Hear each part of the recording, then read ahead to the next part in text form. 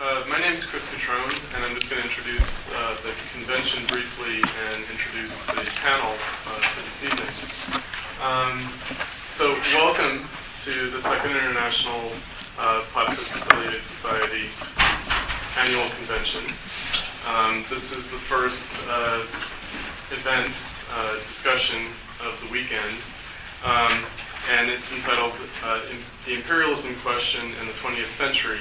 And our speakers are Atiya Khan, who's on the left, on my left, Spencer Leonard, who's on my right, and Sunit Singh in the middle. So we'll be having most of our convention public events tomorrow, some of which will take place in this space, some of which will take place on the 7th floor in room 707. We have a fairly full agenda of sessions tomorrow, some running concurrently starting at 10 a.m. But we're inviting people to come at 9:30. We'll be providing food throughout the day, light breakfast in the morning, lunch at 12 o'clock, and a dinner in the evening. So I encourage you all to come. Just to say a few brief words about Platypus. As I pointed out, this is our second annual convention. We had our first convention in June of last year. And Platypus as an organization was established in 2006 as a reading group, and we had our first public event in January of 2007, so we're a relatively young organization. And the topic of our panel tonight on the imperialism question actually harks back to our very first public event, which was at the sort of nadir of the Iraq War, of the U.S. invasion and occupation of Iraq, in the winter of 2007 on imperialism, what is it and why should we be against it? And so in a sense it's appropriate for us to come full circle now and start our second convention on that topic. The other sort of plenary events that we have planned for the weekend, tomorrow evening's event, which is at 6 p.m. and we'll be back in this room, is on the New Left regress, the militant turn of the late 60s and early 70s. And that's going to feature Greg Gabrielis, Pam Nogales, and Spencer will be back again on that panel. And then on Sunday, we have, in the middle of the day, a couple of plenary events. A panel discussion on 3 generations of the experience of Platypus as an organization with Richard Rubin, Pam Nogales, and Ashley Wager. And I'll be giving a talk on the legacy of the 1970s New Left in today's Left at 2 p.m. on Sunday. I think that's it, so I will turn it over now to our panelists to give their presentations. The order in which they'll be speaking: Spencer will go first, Sunit second, Atiya third, and then we'll open it up for questions.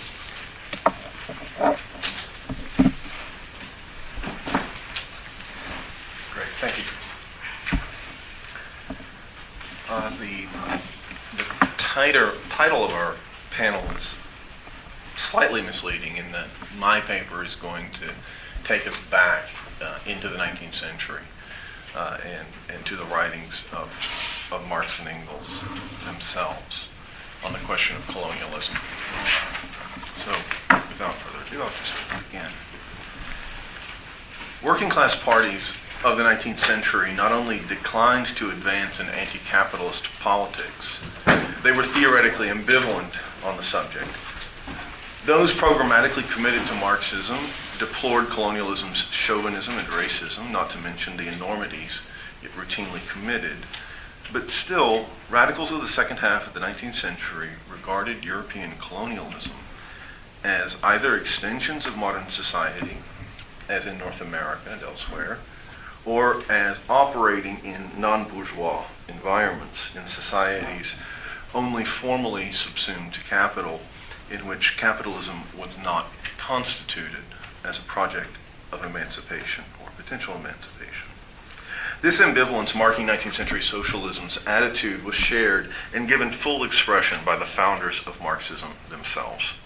Their ambivalence stemmed not from uncertainty, but from the circumstance that the horror and cruelty of colonialism could not be addressed in the colony by the colonized themselves, Thus, to take the most salient example, in India in the mid-19th century, there was no politics per se. Of course, colonies such as India were not spared the terrible human suffering of capitalism, nor was the suffering confined to any inevitable upheaval entailed by the dismantling of pre-capitalist social relations. Rather, the misery inflicted on the colony was not only in excess of the trauma that the historical overcoming of pre-capital necessarily would entail, even if they were themselves to determine the direction and nature of that change, but it was in excess of what, more importantly, what would have been the case had it occurred in conjunction with the European Socialist Revolution. In 1853, Marx voices the essence of the colonial question in his day, taking India as his example. England, it is true, in causing a social revolution in Hindustan, was actuated only by the vilest interests and was stupid in her manner of enforcing them. But that's not the question. The question is, can mankind fulfill its destiny without a fundamental revolution in the social state of Asia? If not, whatever may have been the crimes of England, she was the unconscious tool of history in bringing about that revolution. Marx never abandons this formulation, nor ought he to have done so. The Indian Mutiny doesn't change Marx's mind, nor does the more in-depth study of Indian society and history that Marx undertakes in later life. Marx's views on the matter do not essentially change in any particular in the writings of the later 1850s, in Capital, or in Marx's reading notebooks written at the end of his life. However, there is an evolution, one that parallels the maturation of Marx's thought in the wake of the defeat of the 1848 revolution. Marx comes to use the subject of British colonialism in India in light of the degradation, as exemplifying the degradation below the level of his own professed laws and norms of bourgeois society. The dishonesty, militarism, authoritarianism, and intellectual vulgarity prevailing within bourgeois society in conditions of overripeness. Marx knew better than to deem the British or any other European empire an empire of free trade. Rather, empire on his view was a racket, the project of oligarchs and monopolists.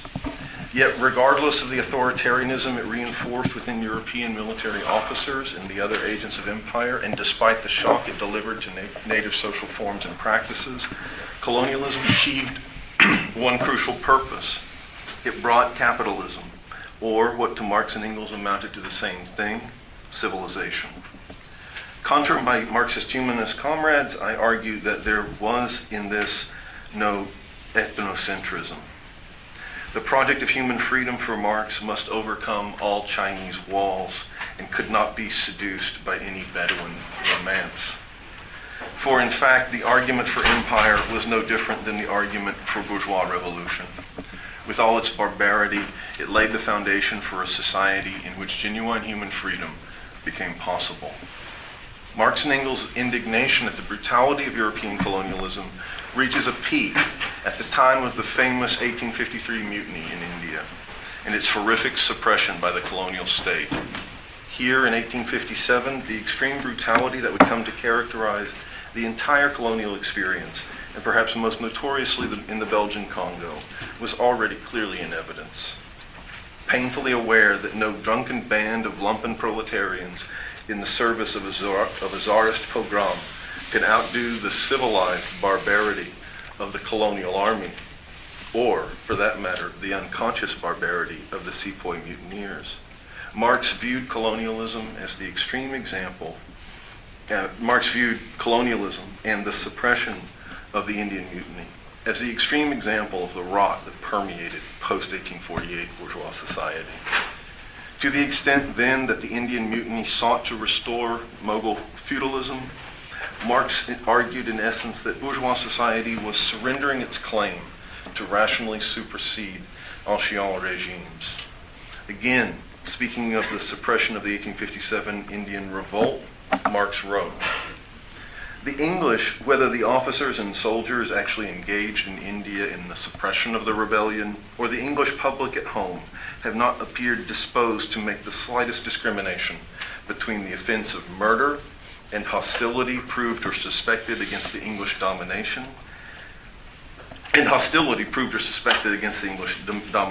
Instructions enforcing this legal distinction found very little response in the public sentiment either of the England in India or of the English at home.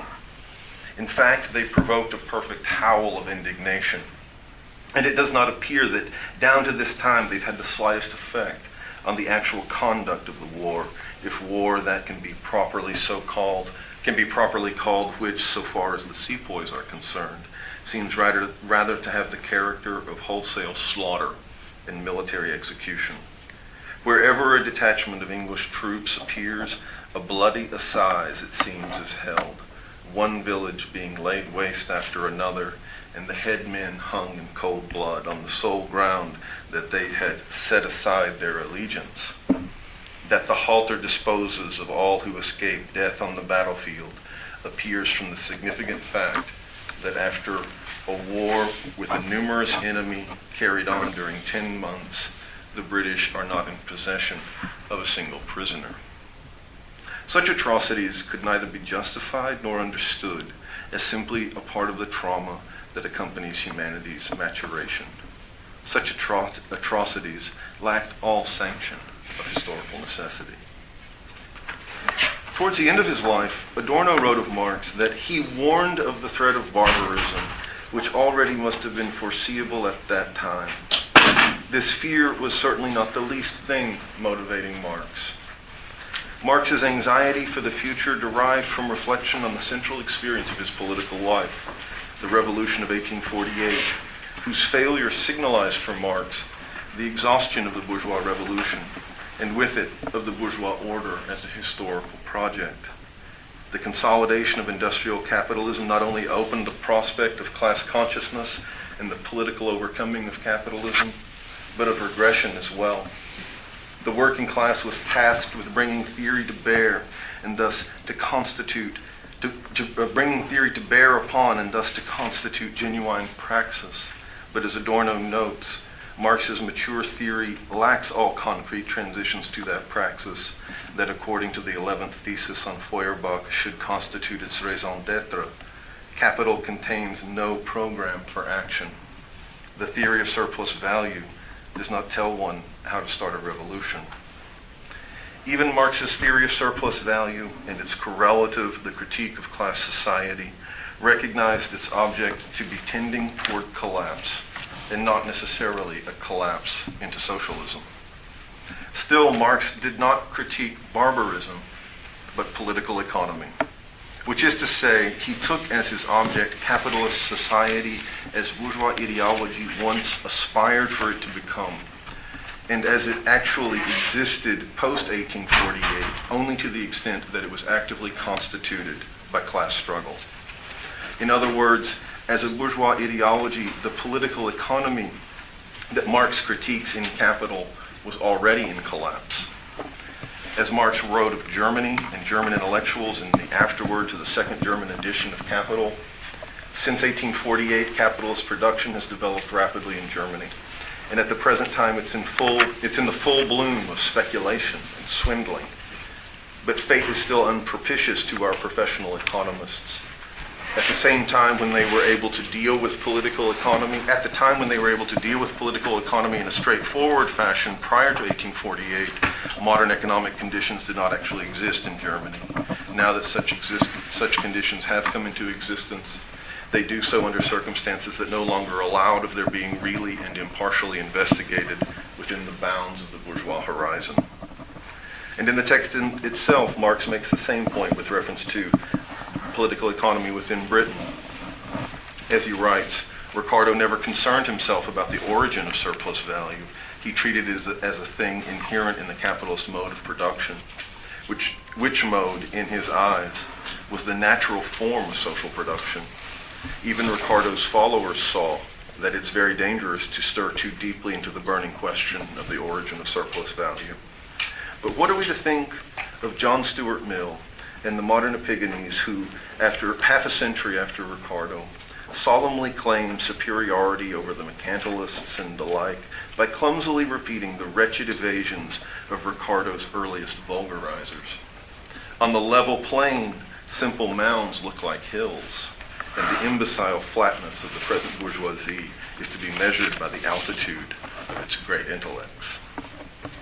Thus, while it's true, as Adorno remarks, Marx could formulate a coherent theory of capitalism since the developed system of liberal economics was available to him, unquote, it was only available to the extent that Marx felt he could draw lessons from the defeats of 1848.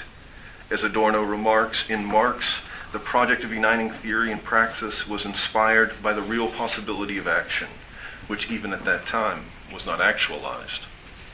1848 forced Marx to face directly the diremption of theory and practice, but as a recognition of the depth of the problem of capital. As Marx wrote in the 18th Brumaire of Louis Bonaparte, proletarian revolutions, like those of the 19th century, constantly criticize themselves, constantly interrupt themselves in their own course, return to the apparently accomplished in order to begin anew. They deride with cruel thoroughness the half-measures, weaknesses, and paltriness of their first attempts, seem to throw down their opponents only so the latter may draw new strength from the earth and rise before them again more gigantic than ever, recoil constantly from the indefinite colossalness of their own goals, until a situation is created which makes all turning back impossible, and the conditions themselves call out, hic rodas, hic salta, here is the rose, dance here. In other words, Marx did not repress the prospect of barbarism to the extent that the umbilical cord between theory and practice had not in fact snapped, and history could be viewed not simply as one damn thing after another, but as the school of the revolution. The lawlessness of the pacification of the 1857 Indian Revolt was for Marx but another aspect of the barbaric spectacle of the persistence of capitalism in spite of its objective anachronism. In other words, Marx's position was Eurocentric, but not ethnocentric. For him, the misspent potential of 19th century India was the failure of European revolution. Still, he remained committed to the view, and how could he do otherwise, that whether it comes by transition, or by transmission, capitalism constitutes the ground of the human struggle for freedom. He did not hesitate to draw from this all necessary corollaries. Marx and Engels didn't argue against capitalist colonialism, but for its intensification, realization, and ultimate overcoming. In effect, they argued for a more effective colonialism and instanced its failure as an argument for the necessity of socialism. Their politics inherits in many ways that of the most radical intellectuals of the colonial subjects of their time, or of the generation just before, such as Bengali liberal Ram Mohan Roy, who a generation before had pushed for increased capital investment and white settlement. However, as we have seen, post-1848, in post-1848, circumstances had changed. Still, Marx could celebrate the railroad construction in India as opening the country up to the world market, and thus dissolving the fixed, fast-frozen social relations of Indian peasant society. To the extent that 1848 was no irrevocable defeat, but simply a dress rehearsal for future socialist revolution, Marx was only being consistent when he termed British imperialism an unconscious tool of history.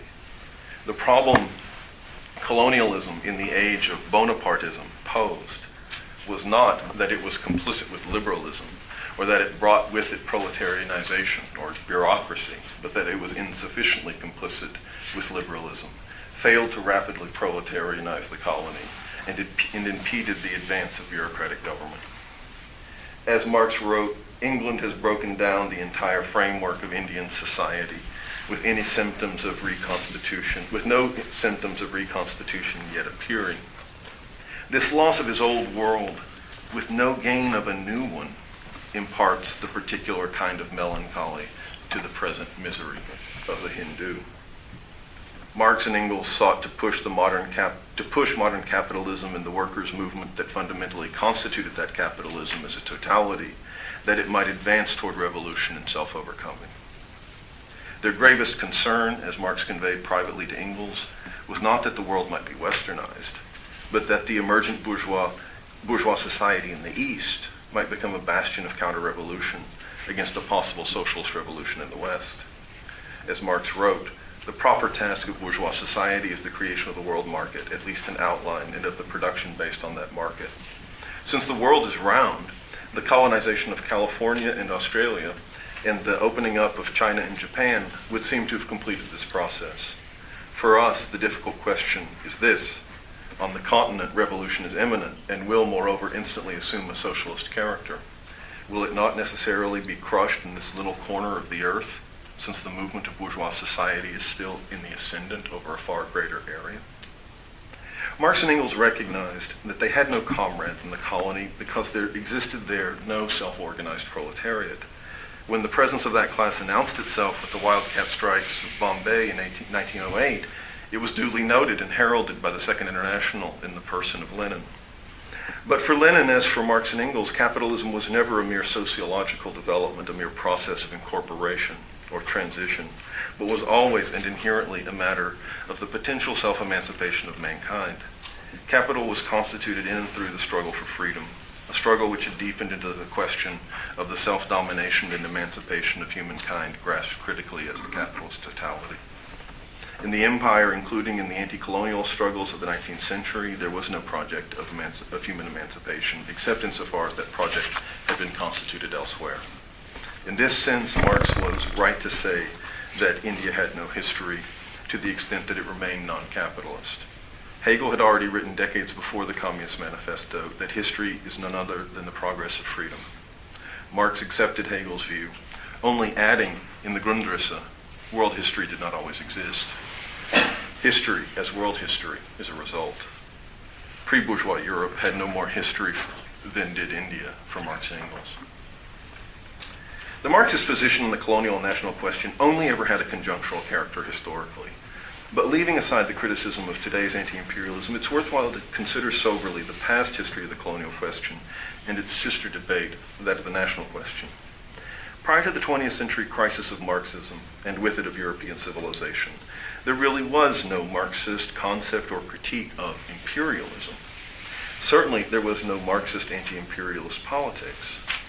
It's readily forgotten that anti-colonialism was a perfectly familiar 19th century liberal politics.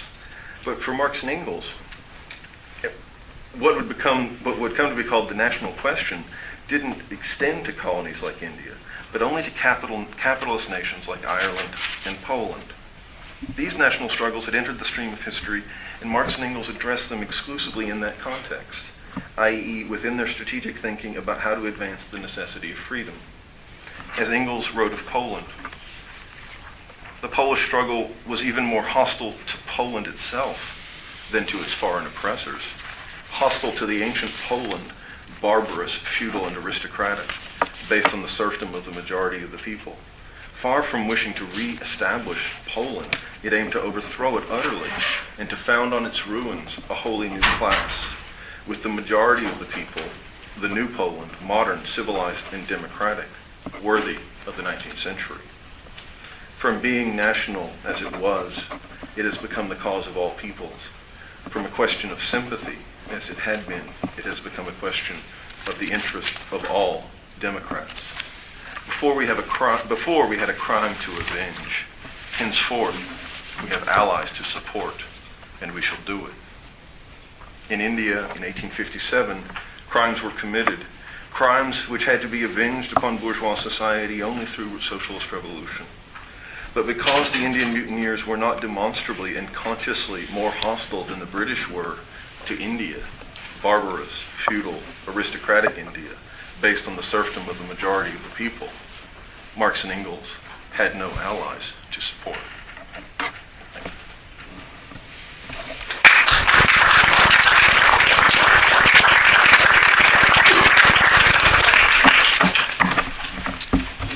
All right. For better or worse, I will move in kind of much broader strokes. All right, let me just start in. On the eve of the 1920 Congress of the Communist International, held in the midst of the Civil War, the Bolshevik leader, Vladimir Lenin, solicited criticisms on a draft of what came to be called the Theses on the National and Colonial Question. Despite the international blockade against the new Confederation of Soviets, delegates reached Petrograd to debate the issues of national self-determination and the situation in the colonies, often, as in the case of John Reed, by passing off forged documents before their white authorities at checkpoints across Scandinavia, their credentials stitched into the insides of their coats. Lenin had already remarked at the outset of World War I in Socialism and War that the socialists in more advanced states had to remain committed to fight, quote, against all oppression of nations by championing the right to self-determination. This could only be achieved, Lenin noted, if the socialists in backward nations unfailingly fought for the complete organizational unity of the workers in the metropole and in the colonies. However, this statement was never intended to endorse an abstract right, since, as Lenin wrote, the notion that one nation should separate from another based solely on the claim to cultural national autonomy is reactionary.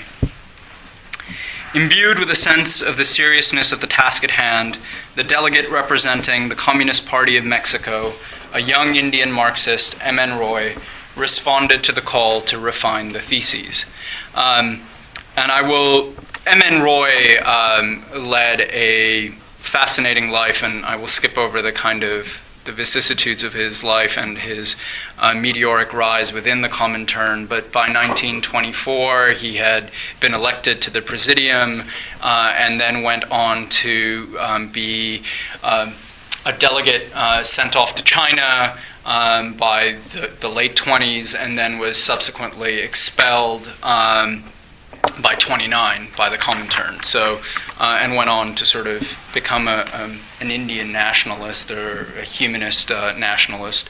But the debate between M.N. Roy and Lenin, at the core of the debate on the theses, was the question, what kind of a relation exists between a national struggle, the left, the wider ambition of emancipation, and anti-capitalism? That Marxists in the first couple of decades of the 20th century took to posing such issues as open-ended inquiries ought to serve as a reminder that the orientation of the left to a national scale or national framework is neither self-evident nor should it be hypostatized. The Lenin-Roy debate, therefore, offers a chance to interrogate the historical support that the left lent to national struggles. Or putting it simply, the Lenin-Roy debate occasions a reconsideration of whether or in what manner internationalist ends can be served by national liberation struggles. The awful truth is that the national liberation struggles of the 40s, 50s, and 60s, and what they had sought to achieve remains unaccomplished. All of which raises the issue Lenin had first framed in imperialism, by arraying a liberal figure such as Hobson against the radicals of the Second International. If classical liberalism had also understood itself as a project of universal emancipation, Lenin asked, what, if anything, made the left different? Hobson, Lenin argued, had understood a shift that someone like Kautsky had left under-theorized, the shift toward monopoly capital, which created the world economy that was always implicit in the concept of capital, now as an actuality.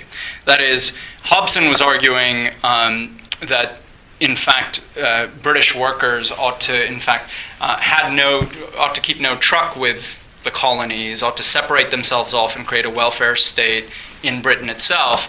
And Lenin is actually pointing to the ways in which the achievement of monopoly capitalism, of what he's referring to as imperialism, the highest stage of capitalism, is in fact an achievement of the workers' movement. Right? And this is something that we would have to contend with, as in what ways imperialism, in this sense, is an actual achievement of the strength of the workers' movements in industrialized countries. Right? Something Lenin was well aware of. Right? So for Lenin, this meant that the dynamic of capital had reached a stage in which the nations exploited by capitalism were unable to fight isolated wars against their feudal absolutists, but were themselves bound to be swept up in the maelstrom of an imperialist world war. This meant that monopoly capitalism or imperialism marked a shift in which the colonies were neither simply exploited nor simply the sites for the extraction of raw materials, but rather that they themselves were transformed in their subsumption into the capitalist system. As Lukács noted later on, this led to a claim for indigenous bourgeois development in the colonies, the inevitable ideological consequence of which, quote, is the onset of the struggle for national independence. This is in his study of Lenin. Right? What Lenin and Roy shared in 1920 then was the sense that a reversal of means and ends was set to take hold in India if the struggle against capital were sacrificed to the national struggle. Indian nationalists held out the vision, instead, of a cooperative development of a national organism through the subordination of Indian labor to Indian capital. It was the explicit class character of Indian nationalism which ultimately led Roy to issue what came to be called the Indian Communist Manifesto after the Congress in 1920, a document that subsequently found no real traction.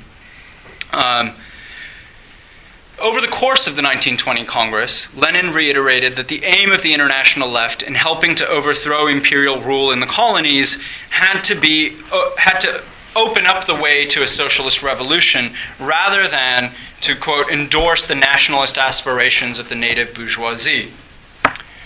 Are we to consider as correct, asked Lenin of the plenary audience, the assertion that the capitalist stage of economic development is inevitable for backward nations now on the road to emancipation, and among whom a certain advance toward progress is to be seen since the war? His answer was clear. It was a mistake to assume the inexorable nature of the developmentalist project, especially if the Soviets lent their complete support to the workers in the colonies. As an aside, the ways in which Stalin later equivocated on that project of assistance allowed the Indian National Congress to flourish, and this is something that Atiya will address. But for Lenin, what he identified then was a diremption in colonial movements. On the one hand, there was the bourgeois, democratic, nationalist movement. On the other, the mass action of the ignorant peasantry, as well as politically unconscious workers, for their exploitation, for their liberation from all sorts of exploitation.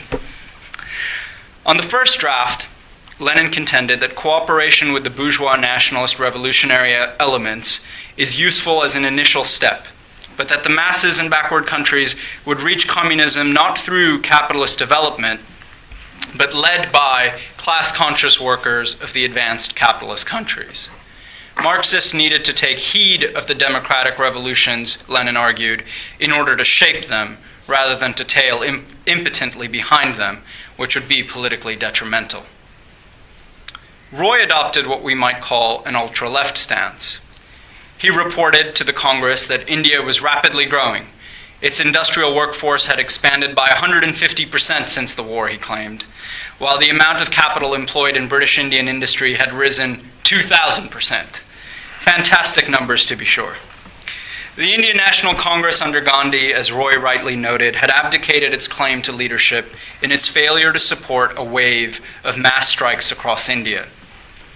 He half-heartedly admitted, although it cannot be said that the workers and peasants constituting the strikes are class-conscious, the movement is nevertheless revolutionary.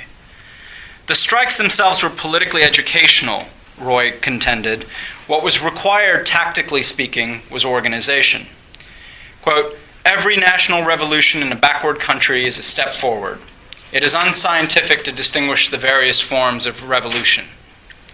People of the exploited nations must trudge through the stages that the Europeans traversed long ago. He was Manichaean in the last. Anyone who regards it as reactionary to assist these people in their national struggle is himself reactionary and an advocate of imperialism. The Comintern, Roy believed, ought to support all revolutionary movements of liberation. M.N. Roy contributed then to the Comintern debates precisely by pointing out that in an underdeveloped colony such as India, a figure like Gandhi offered no more than a romantic critique of capitalism in words, while paving the way for a nationalist bourgeoisie to inherit the colonial state. Lenin, for his part, held out a certain benevolent skepticism about such a claim. Nevertheless, the theses in their final shape adopted the phrasing suggested by Roy about revolutionary movements of liberation over Lenin's own formulation about the bourgeois democratic nationalist movements. Ever pragmatic, Lenin was open to Roy's emendations, but wondered whether Roy had conflated the concrete sociological positionality of the workers in India with revolutionary consciousness. John Reed, the delegate from the United States, wondered the same, arguing analogously that while some voices held that the uprising of black workers in the U.S. would signal a wider revolution, in all likelihood without the cooperation of white workers, such an uprising could only ever lead, Reed contended, to counter-revolution. The only correct policy, Reed realized, quote, toward the Negroes should be to see them primarily as workers. And his comrade from the U.S. would add, the destruction of U.S. imperialism, the realization of which by itself would ensure the world revolution, is the fundamental task of the Communist International. Capitalism, in other words, could not be understood within the framework of the nation-state, but as an international dynamic, in which different nation-state political actors had a role to play. Had no more than a role to play, sorry. A closer re-examination of the Lenin-Roy debate, then, or the Comintern shift away from the issue of imperialism as it was understood by Lenin to a consideration of the colonial question, as it was advanced by the likes of Roy, is not intended as an exercise to characterize one national liberation movement or another as prima facie reactionary, but to ask us to consider what it is that such struggles sought to accomplish but then failed to achieve. What is the relationship between the struggles that arise out of the context of capitalism, therefore playing a role in its reconstitution, and the ability to overcome capital? This involves expressing more than solidarity. It involves grappling with the ways in which Marxists committed to anti-capitalism ought to orient themselves to oppression under capital, of which the demands of national minorities are only one manifestation. The conjuncture of means and ends that Lenin and Roy could once assume, that national liberation was in the service of international revolution, is lost in the present day, in which it has become an end in itself. The actuality of the October Revolution furthered the imperative outlined in imperialism, that the conditions for revolution were overripe, that a revolution in the colonies could spark a revolution in the metropole. The failure of that revolution to follow, however, has made the project of sustaining an anti-colonial politics all the more fraught.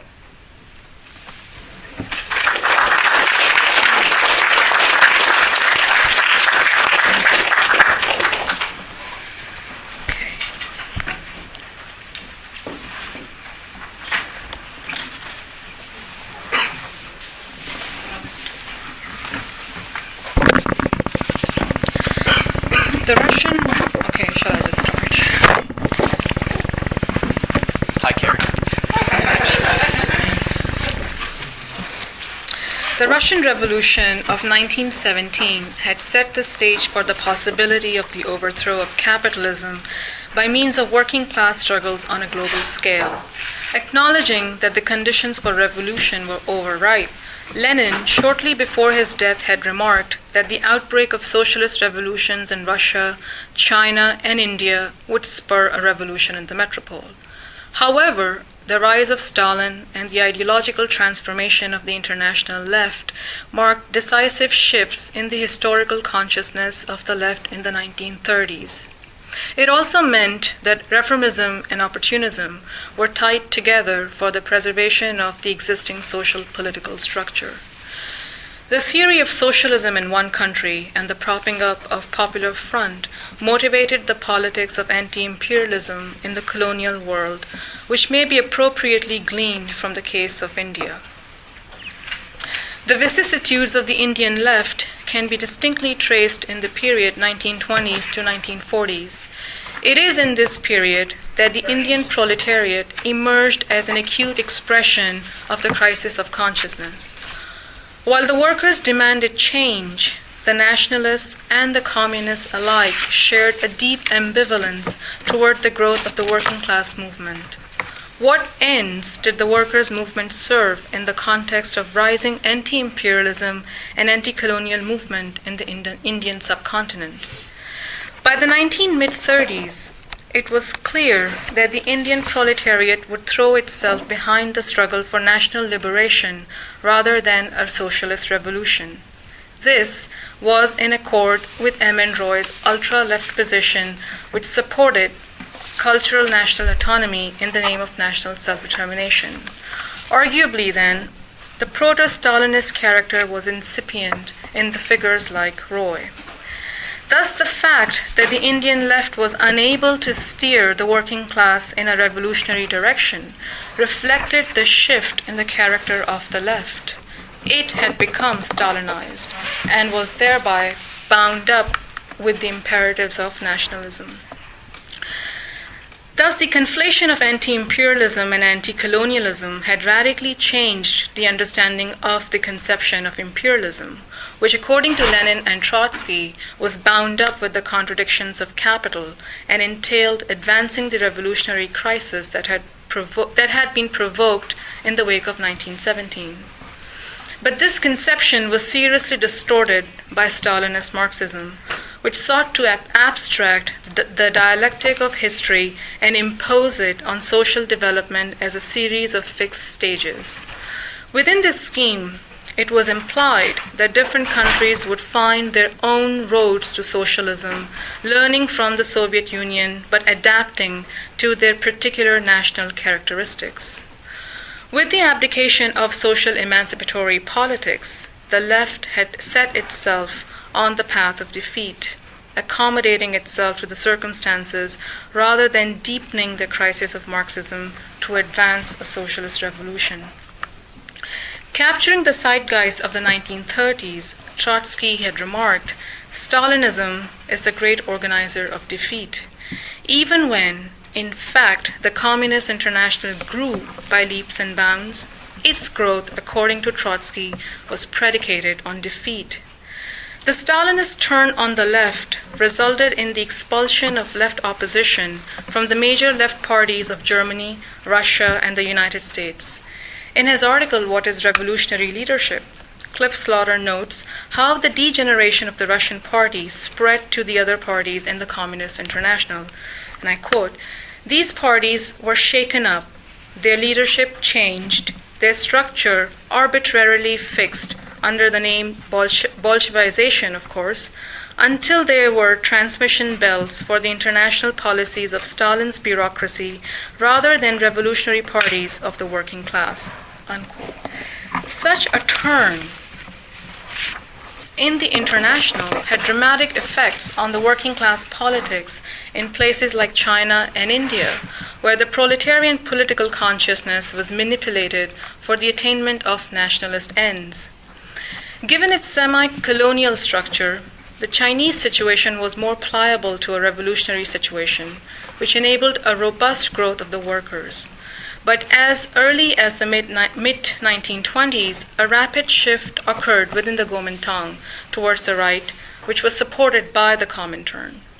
Although the Indian situation was radically different from that of China by virtue of the fact that the structure of the colonial state, its repressive measures against labor, and the rapid expansion of national capital helped strengthen the position of the emergent capitalists and prevented the working class to be drawn into the political vortex, the Comintern adopted similar attitudes towards the Indian National Congress as it did towards the Comintern, by supporting the Congress in suppressing the working class movement. Thus, by the time of Hitler-Stalin Pact in 1939, it was clear to critics like Trotsky that the revolutionary program of emancipation of the colonies had been renounced. This was openly avowed at the last Congress of Stalin's party in Moscow, when the Comintern was in agreement with the Gandhian position, which demanded, quote, the granting of democratic liberties to India by the British, unquote. Trotsky observed, and I quote, the Communist International has traveled even further on this road of betrayal by subordinating the realization of this right of secession in the interests of defeating fascism, unquote. He further elaborated the essence of People's Front as a coalition of the proletariat and the nationalists, which led to the proletariats abnegating the revolutionary struggle against imperialism. The policy of coalition implies marking time on one spot, temporizing, cherishing false hopes, engaging in hollow maneuvers and intrigues, unquote. Thus, as a result of this policy, disillusionment inevitably set in among the working masses, while the peasants turned their backs on the proletariat and fell into apathy. The German Revolution, the Austrian Revolution, the Chinese Revolution, and the Spanish Revolution all perished as a result of the policy of coalition. Addressing the workers in India, Trotsky said, and I quote, the self-same danger also menaces the Indian Revolution, where the Stalinists, under the guise of People's Front, are putting across a policy of subordinating the proletariat to the bourgeoisie. This signifies, in action, a rejection of the revolutionary agrarian program, a rejection of arming the workers, a rejection of the struggle for power, a rejection of revolution, unquote. So how might we explain the Stalinist character of the Indian left? The tragedy of the Indian left was that by the time the CPI was established as a centralized functioning party in 1934 and 35, the decimation of the left opposition had already become an accomplished fact.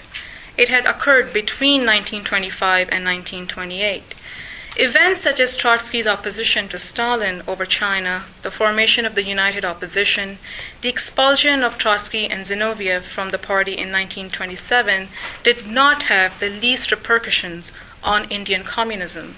There was no opposition within or outside the CPI. By the 1940s, the CPI had come around to attributing a progressive role to Gandhi. The party's labor policy was made to conform to the policy of cooperating with and supporting the Congress committees.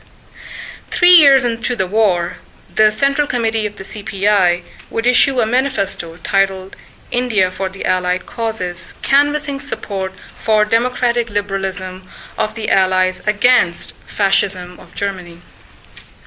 The degeneration of the Comintern was not only a reflection of the collapse of the Soviet power within Russia itself, but of the defeat of the left globally.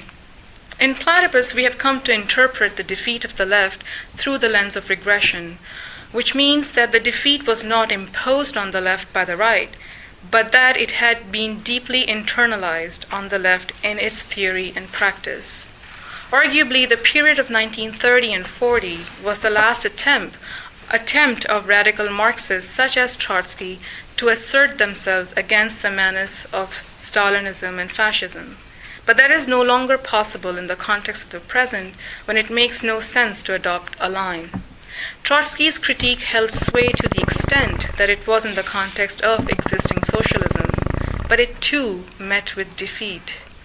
If the 1930s were a tragic defeat, then how might we explain the defeat in the 60s?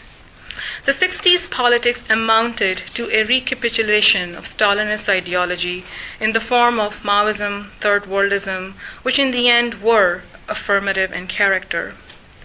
Hence, in many ways, the 1960s were a repetition of mistakes without understanding them.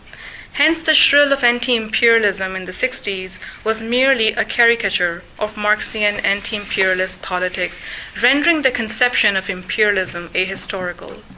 The left today continues to repeat the slogan of anti-imperialism against American intervention in Iraq, Afghanistan, and Pakistan without realizing the consequences of its position. The left's uncritical criticism of U.S. occupation ends up affirming and supporting reactionary religious extremism in the Middle East and Pakistan. In a sense, then, political expressions of resistance, struggle, have become a symptom, not a means.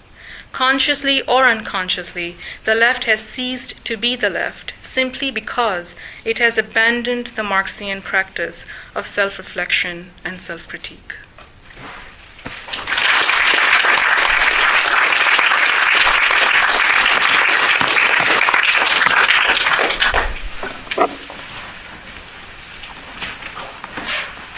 All right. So let's open it up for questions. I suppose I'll moderate from here if they want to raise their hands.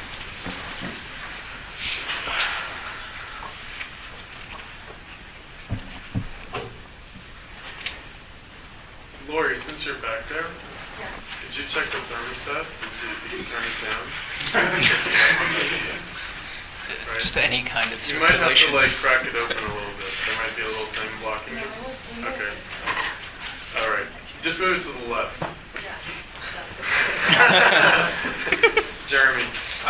So one just sort of technical question, which was, Sunit, you mentioned that Lenin's conception of imperialism and sort of the conception of imperialism at the beginning of the 20th century generally was imperialism as a reaction to the rise of workers' movements.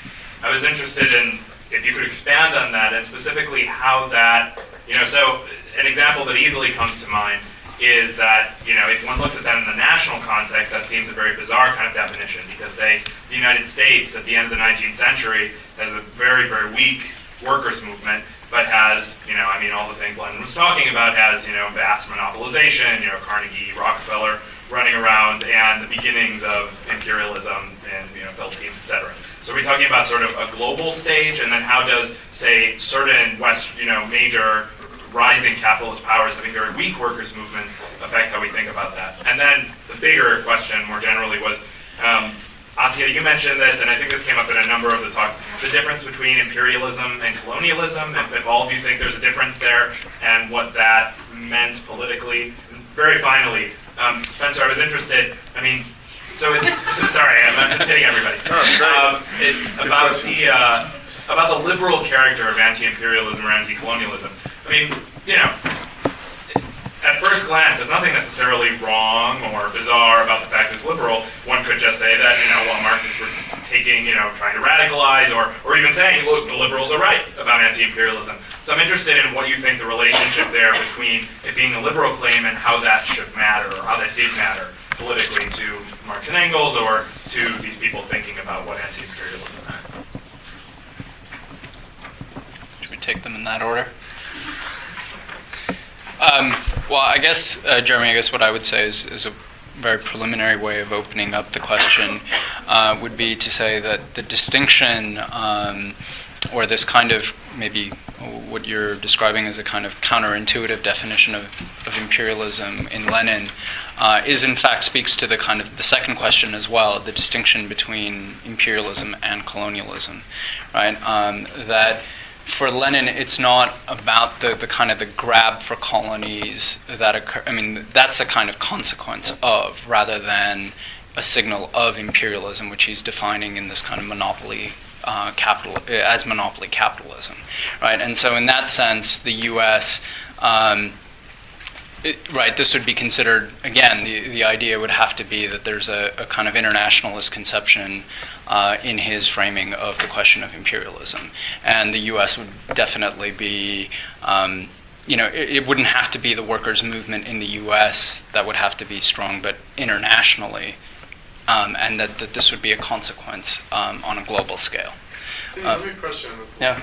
So, because I think you should lay out how, the Second International thinkers like Luxemburg and Lenin and Trotsky, how they understood, late colonialism of the late 19th century, the scramble for Africa, in the context of the development of capitalism. In other words, how is the development of capitalism colonialism, late colonialism, Spencer mentioned the Belgian Congo, tied to the growth of the workers'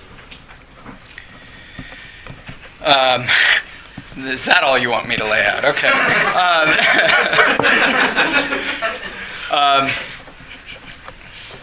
Okay. To the degree that I can parse that. That grab, land grab, right? I mean, as opposed to being, they're not defining imperialism as kind of the grab for Africa, the land grab for Africa from 1870 onward in the last quarter of the 19th century is seen as a manifestation of this overripeness that they are perceiving, as opposed to being what feeds into, and this is the main distinction that Lenin is drawing between Kautsky and aligning himself in this sense with Luxemburg, that it's not about capital flowing into pockets that are pre-capitalist, right, in this moment. Rather, what they're saying is that now capitalism is actually truly global, that in fact the kind of category of super profits that he employs in the imperialism argument is that there is this way, that this category is what it's intended to grasp is that super profits are not simply what is accumulated on the backs of workers in the colonies. And in this sense, the land grab is what I was saying is a kind of manifestation of this overripeness of capital in the metropole, as opposed to being an expression of them kind of pillaging the colonies right, which is what he's saying. In fact, a liberal, conservative kind of critic like Hobson actually understands when he's making the argument that we ought to retreat into creating a welfare state in Britain, as opposed to somebody like Kautsky, who's making an ultra-imperialism argument, which he's saying is already looking to the defeat of, or is looking to a certain kind of a defeat, right? That in marking out imperialism as the highest and last stage of capitalism, Lenin is saying the imperative is on socialists to make that the case, right? Whereas Kautsky is already envisioning a defeat of that project and looking to the kind of reconstitution of capital by taking colonies in Africa, as opposed to that as, so for what Kautsky is pointing to as the reconstitution of capital through this land grab, Lenin is understanding as itself the sign of overripeness. Yeah. So you were asking the difference between anti-imperialism and anti-colonial? Yeah, or colonialism and imperialism. Okay, yeah.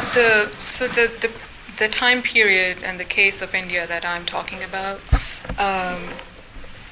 which marks actually a historical shift, and by which I mean that the issue of anti-imperialism was conflated with the conception of anti-colonialism, whereby anti-imperialism, as it was understood by radical Marxists like Lenin, Luxemburg, and Trotsky, was actually transformed.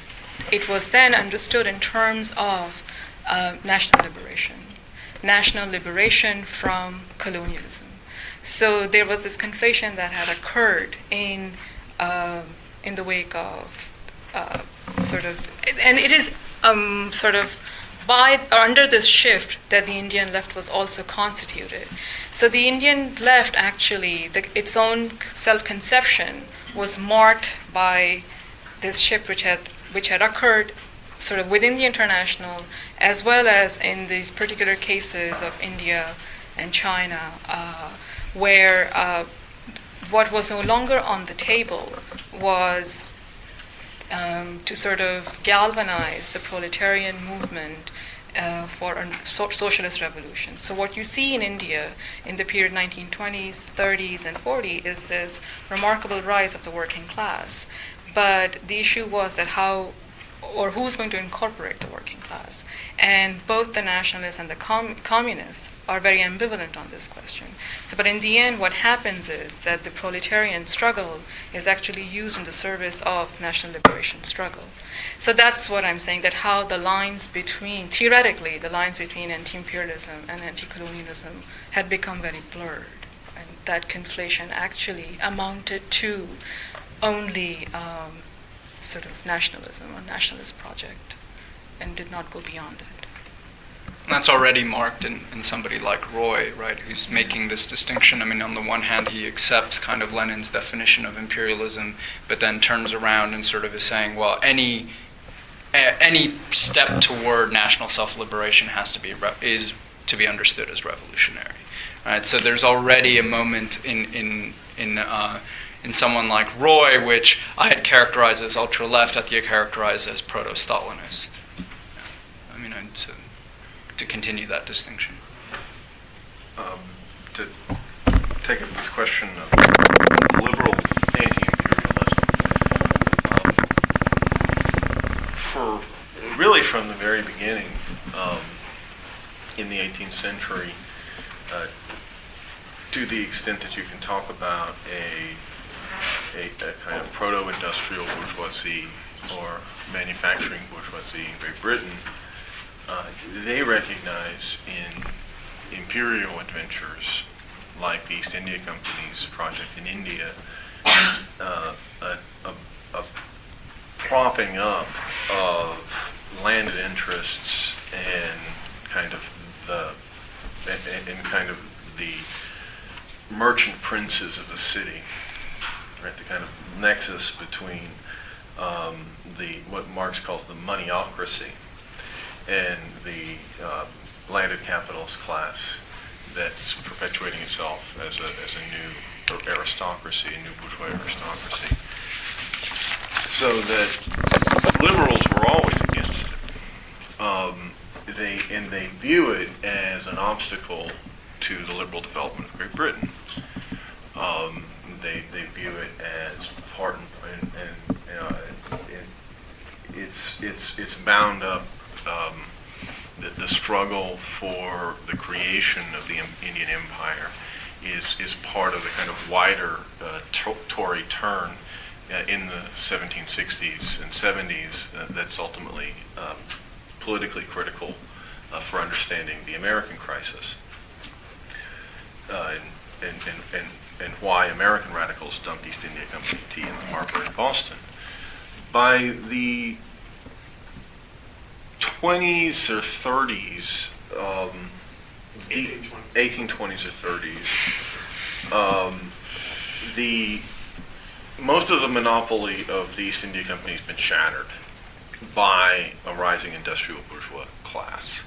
And this is particularly with the return of the Whigs after the war. But even before the end of the Napoleonic Wars, a major blow was dealt in 1813. Nevertheless, the perpetuation of the East India Company is a hallowed project. The abolition of the East India Company is a hallowed project of radicals, and this is the way in which John Stuart Mill and James Mill are really breaking, right? Because they're seeing it now as a possibility of a more scientific statecraft than is possible in Great Britain, and it's part of the authoritarianism of those thinkers. So I would say that I'm not trying to dismiss those arguments. In fact, if you look at Marx's early writings on India, I think that he's getting 99% of it from British radicals who are, deeply liberal in many ways. I think that when you look at the way, like, there are certain phrases, like when he talks about Clive. He uses the same phrases that have been used in English radicalism time out of mind. The damned rascal Clive, right? It's Clive? Clive is the conqueror, kind of the conquistador of India, the Cortez of India. In the late 18th century. In the mid 18th century, 1750s, and so, I'm not trying to say that But the fact that there's a liberal anti-imperialism is ipso facto discrediting it. What I'm saying is that Marx's interest is different. The liberal manufacturers believed rightly that they could continue to sell their goods to India, whether or not there was a British Indian state, just as they're doing in large parts of Latin America at that time, right? That it could be an informal empire. And so they're arguing against the East India Company and those sort of last remnants of really, I mean, it's really kind of rentier dimension of British capitalism that they're trying to eliminate. Ownership of East India Company stock and the like. There's a degeneration of that kind of an argument by the time of Hobson, who thinks he's maintaining that kind of liberal tradition. And that's why it's often mistaken as a kind of, well, Hobson was an anti-imperialist, and he was, but to make that kind of an argument in the 20th century makes a very big difference, right? From making it in the mid 19th or early 19th century. Certainly from the early 19th century, yeah. Brian? This question's mainly for Spencer. Spencer, you touched on this very briefly by mentioning the Marxist humanists and your disagreement with them. And especially, I think I'm the only one who's there for it, but at the Historical Materialism Conference, all of you guys gave kind of similar talks. And In Toronto. In Toronto, yeah. And I kind of saw some of the shifts in yours as kind of a direct response to Kevin Anderson's thing, where he kind of, for those again who weren't there, kind of outlined a progression in Marxist thought, kind of away from what he characterized as ethnocentrism. And I was wondering if you could just speak to that more, because especially Anderson kind of cited a lot of quotes of Marx, which almost made Marx sound kind of cheerleader for basically any upsurge of kind of nationalist sentiment in India, which is dramatically different from the Marx that you kind of sketched for us. So just if you can speak towards that. Well, I appreciate the work Kevin Anderson is doing to put out the writing, the remaining writings of Marx and Engels, but he has worked a great deal on notebooks that Marx wrote in the late 1870s and early 1880s, some of which have been published under the name of ethnological notebooks and other titles. And drawing chiefly upon these writings, he's tried to claim that something called a multicultural Marxism emerges. My argument is that any such Marx would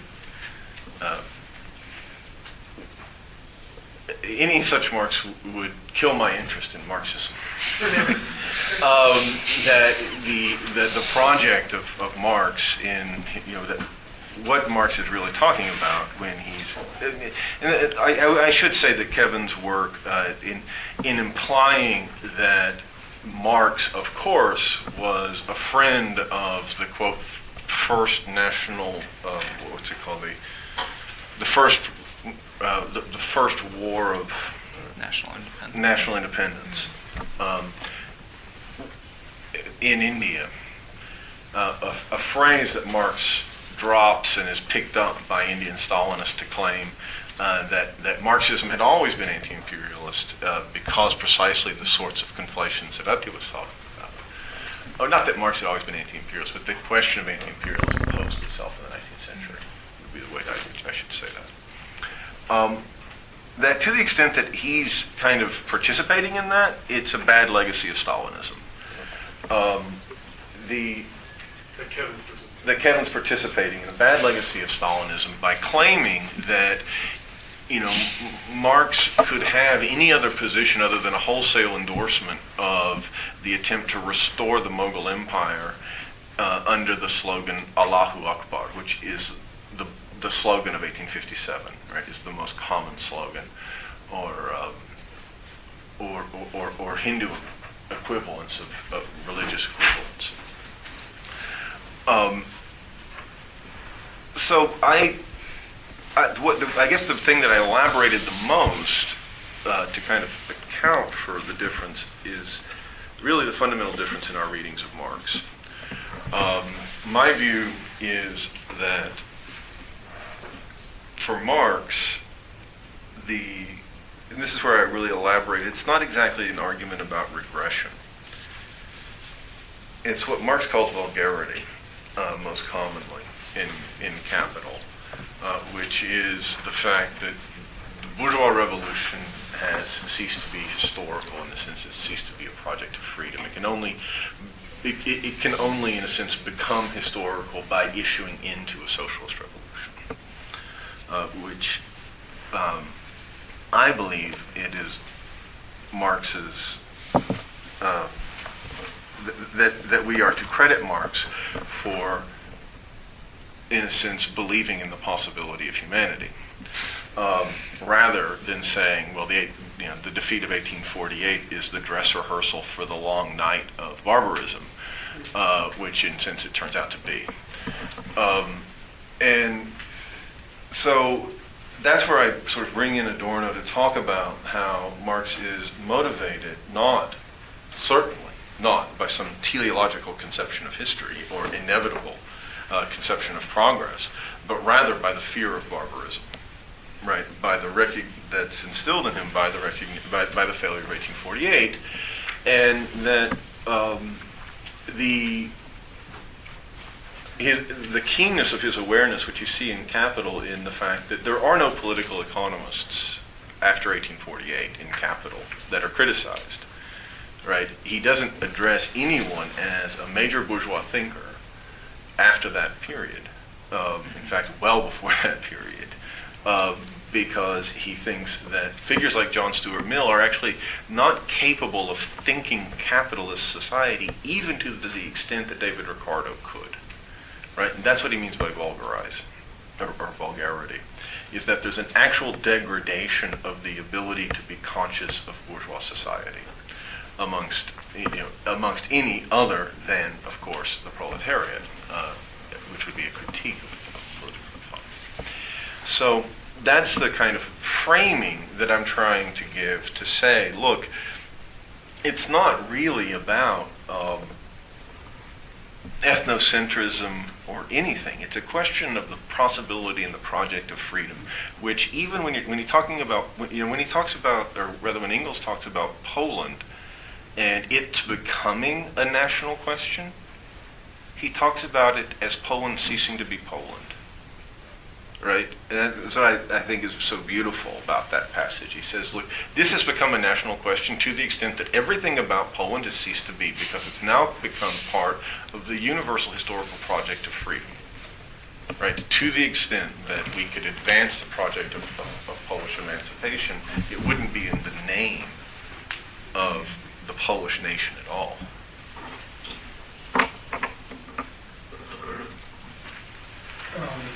Yeah, I really enjoyed the panel. I mean, and one of the things that I thought it brought out was a kind of tension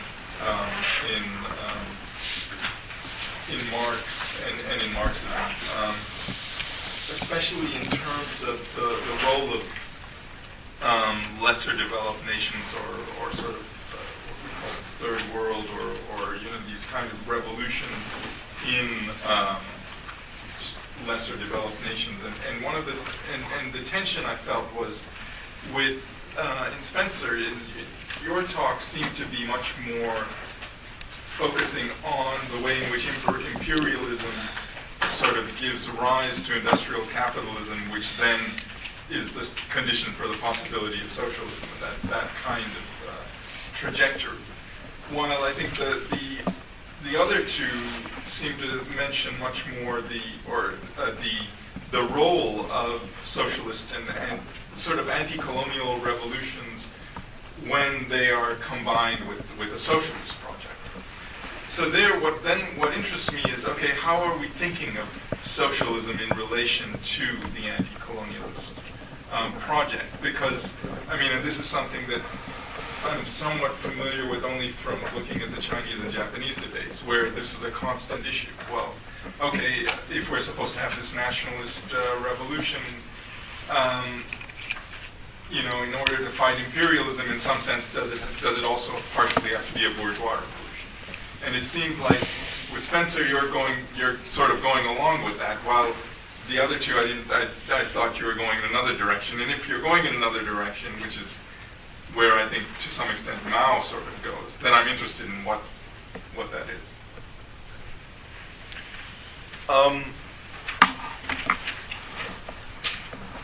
What I'm saying is that Marx takes the empire as granted.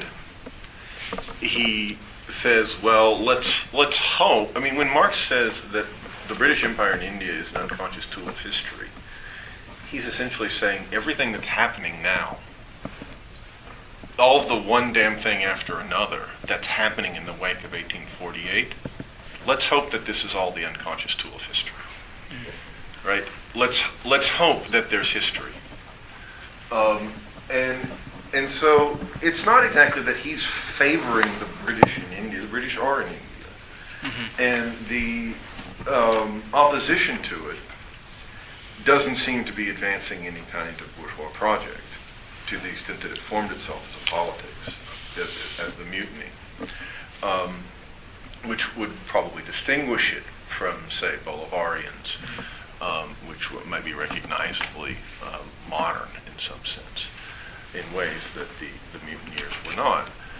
So Marx isn't saying that colonialism is leading to anything in India, right? He's saying that the tragedy is that the past has been destroyed, but no future has come into being, right? That this is the what he calls, I think, the pathos and the tragedy of the Hindu. The melancholy position of the modern, and by Hindu he means Indian, the inhabitant of Hindustan. And so he looks at things like the railroads, and when he sees things that he thinks might advance the development of the proletarianization of India, then he keys onto them. But he doesn't think that that's what the empire's doing in particular at all. That's why I say that his critique of the empire is precisely that it fails to modernize in any significant way India, and there's not an agency on the ground, so that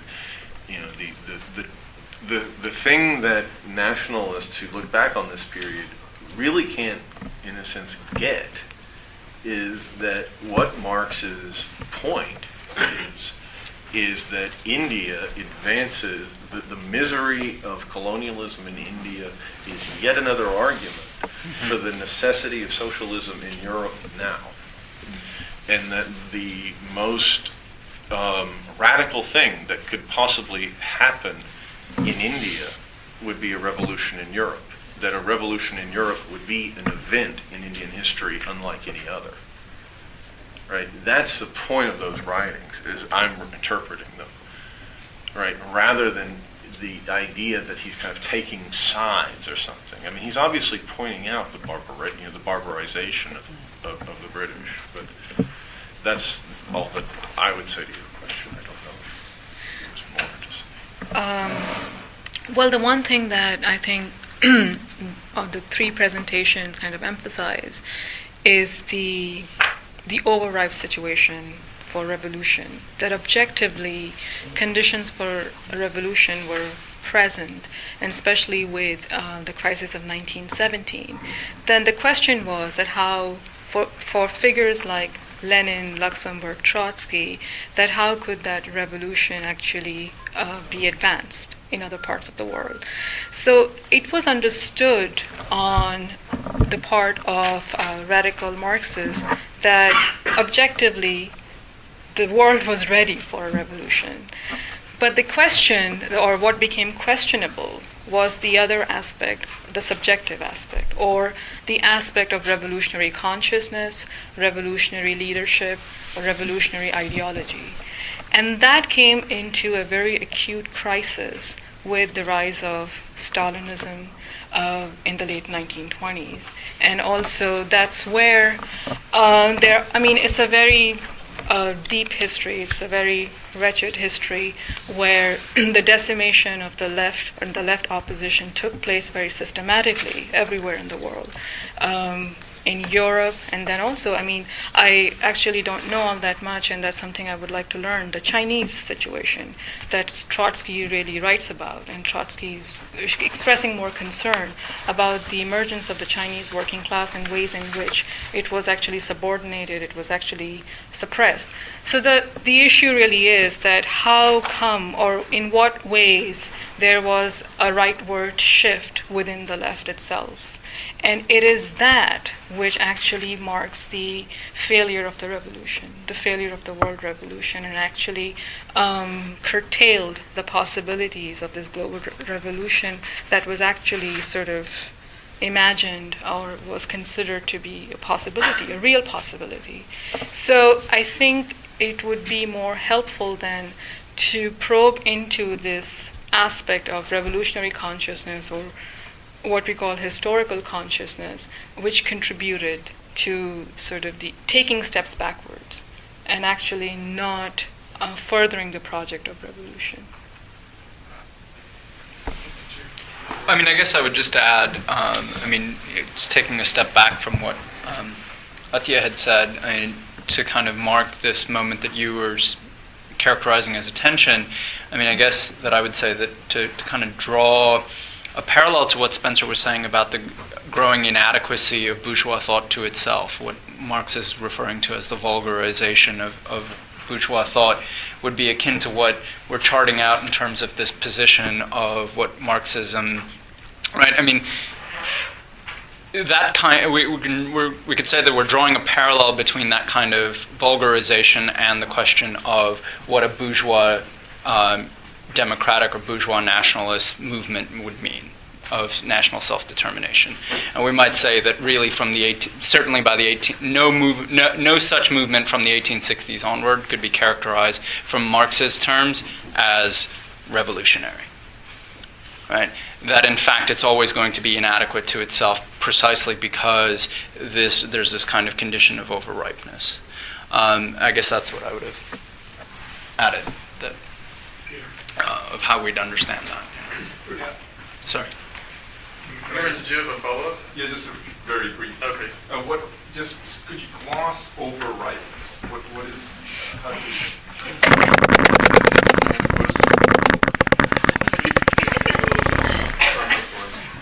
do you know, Which question? It's related directly to overripeness, but the issue of imperialism being a feature of overripeness, and late colonialism, the whole question of late colonialism, because whereas earlier colonialism in the 18th century, for example, and into the 19th century, the early 19th century, could be seen as part of the constitution of a global market. That, and this is where there's a historical shift involved, pre-1848, post-1848, but not centered on 1848 per se.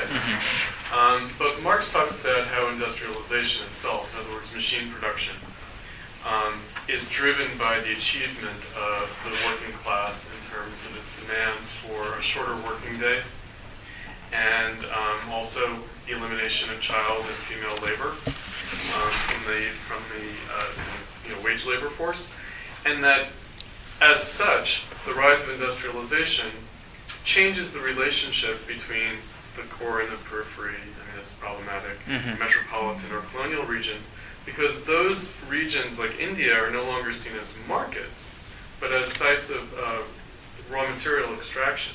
In other words, to feed industry. That Marx doesn't have a technological kind of notion of historical development, but rather a social theory of historical development. In other words, politically, why is it necessary for Europe to go from manufacturing and commercial sort of capitalism to industrial capitalism? And he sees the rise of the workers' movement as bound up in that transformation. The world of capitalism in the imagination of an Adam Smith, or even of a David Ricardo, that world of capitalism is quite different from the world that emerges by the late 19th century, and especially with, you could call the Second Industrial Revolution, meaning the new industrial powers of the United States, Germany, and Japan. And that's what's motivating the scramble for Africa, for example. right? Because there was no colonialism in Africa, because Africa was not seen as a kind of viable place for the expansion of the global market. It becomes the site for the extraction of rubber, right? Which is a very different kind of relationship. But Marxists understood this as being bound up in the strength of the workers' movement itself. In other words, the degree to which the workers' movement, and of course we're talking about the workers, meaning wage labor is only happening in certain parts of the world, but the degree to which those wage laborers are achieving their demands, it's consequential for the development of capitalism beyond just Western Europe and North America. It changes the character of that development. That's what monopoly capitalism means, or imperialism means. And so that's what it means to say that's overripe. And to get back to Ryan's question, right, to invoke the Kevin Anderson bit. Kevin Anderson, he's released a book. It's University of Chicago Press. It's the what is it? Marx on the Margins. Marx on the Margins, right. Marx on the Margins. And it's based on the ethnological notebooks, or ethnographic notebooks. Ethnological? Partially. And basically what he's saying is that Marx took an interest in how, and you see this also in the famous, I guess it's the letter to Vera Zasulich, that's a preface for a late, or it's mentioned as in a preface to a late edition that Engels edited of the Communist Manifesto, about how the peasant commune in Russia could be the basis for socialism. If capitalism was overthrown in Europe, what's being said there is that prior to the emancipation of the serfs in Russia, prior to that point, if there had been a socialist revolution in Europe, Russia would not have to be industrialized. In other words, and similarly, right, in other words, it's something that was brought up in some of the presentations, the developmental project, the notion of capitalism in India. In other words, does India have to be industrialized? Well, no, not necessarily, right? And so in the ethnological notebooks, there's an investigation into pre-capitalist, non-capitalist community forms of human life that could be integrated into socialism and not have to go through proletarianization or industrialization, right? Now, in the 20th century, right, like Russia is completely transformed, like agriculture is capitalized, India, China are transformed, and, so that it becomes less that question. These 19th century and earlier forms, integrating like how they might take what Kevin Anderson calls multilinear paths to development under socialism, and not, in a sense, recapitulate, right? Not industrialize, not proletarianize. But these traditional forms would have a different life if the pressures of global capitalism were removed. In other words, then it wouldn't be about, well, how we're going to survive as a nation is to proletarianize and compete on the global market against other working class communities around the world. The few kind of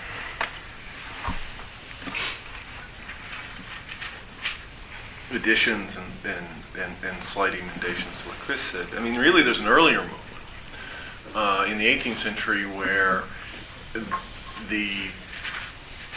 to a certain degree, colonialism is providing finished products to a rapidly expanding proletarian society in the 18th century. So that what's going on very early with India is that India is actually clothing proletarian production. It's producing textiles that are clothing, amongst others, slaves in the West Indies. So that there's a trade of large-scale textiles coming from India that then being sent directly from West Africa. But also the fur trade and a number of the American trades, and Marx talks about this in Volume 2. But and also in a sense, it's part of the British Empire's eclipse that it, to a certain degree, failed to kind of replicate this imperialist pattern because India remains a market. Really straight, and you can kind of tell the story of the Indian Empire as being a supplier of textiles to being a buyer of textiles to then being to then undertaking a modernizing project of import substitution around the textile industry and creating a proletariat that the Communist Party is intersecting in the 20s and 30s. The Swadeshi. Well, the Indian capitalist class is kind of building on the textile industry in Bombay and competing both against the British but also against the Japanese at that point. But the real, I think, point is that there's a slightly different use of the term overripeness in our papers, which is that I'm insisting that for Marx, the defeat of 1848 isn't understood in the same way as the crisis of Marxism is understood by Marxist leftists after 1900. That for Marx, it's a crisis, but it's not exactly a crisis of consciousness. And that's, in a sense, the basis of his very different and sanguine expectations. That the working class will be, so to speak, consciously adequate to the project of revolution now that it's had this dress rehearsal that has exemplified for it, that has demonstrated to it that the age of bourgeois revolution is over. That, in a sense, the break of the proletariat with bourgeois leadership and the idea that the French Revolution is, in that sense, over, is not a crisis of consciousness of the same character of the crisis of consciousness that characterizes Lenin's argument about imperialism, where it's not just a question of the strength of the workers' movement, but also the crisis of the workers. Yeah, you mentioned the sort of different character of imperialism and colonialism depending on sort of the development of capitalism. And I was wondering if you could speak to the end of the 20th century and American imperialism. And it seems to me that some of the imperialist projects of the United States are, even less about sort of capitalist development, or making capitalist development possible or secure in, pre-capitalist or marginally capitalist societies than it is about propping up this extremely militarized state in the U.S. and the centrality of war production and war industry to the U.S. bourgeoisie as being something that sort of inevitably needs these outlets, whatever form that takes, even if it's not necessarily productive of this, capitalizing mission that maybe the British Empire had in an earlier phase. Oh, certainly nothing of Marx's dilemma is reproduced in the present. There isn't a question of an emerging capitalist society today. We live in a world capitalist society.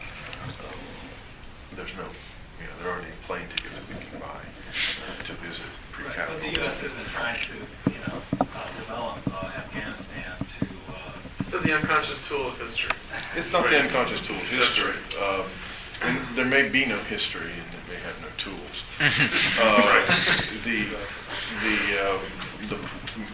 The point would be that it's not clear that any position on, say, the war in Afghanistan is advancing socialist revolution one way or the other. In the earliest draft of this paper, I really kind of incorporated a critique of revolutionary defeatism and the idea that, which would really be the only serious leftist position against imperialism, would be the argument that, because it's very obvious, as Atiya pointed out, that those who would in a sense inherit in a place like Afghanistan or Iraq are no friends of anything remotely decent, much less socialist. And so, the only argument seriously could be that a blow to American imperialism would give a fillip to the development of the American workers' movement. I think that given the complete death of the left in the United States, that argument is also meaningless, which doesn't mean that I endorse the accumulation of catastrophe that is the world that we live in. But I would point out that there's no side to choose in that sense. And that it's not, that there are plenty of war industries out there. It's not like if you defeat the American war industries, you're going to get rid of the war industries, or that if America retooled its economy, that the rest of the world was just somehow uninteresting. You see war industries attempting to be developed all over the place. There are plenty of people who have got war material on offer. So I don't think that you can, again, I think that all economies are driven, fundamentally profit-driven, to destroy the prospects of the human race to inhabit the earth. I mean, I don't think that you can isolate the American as kind of peculiar in that respect.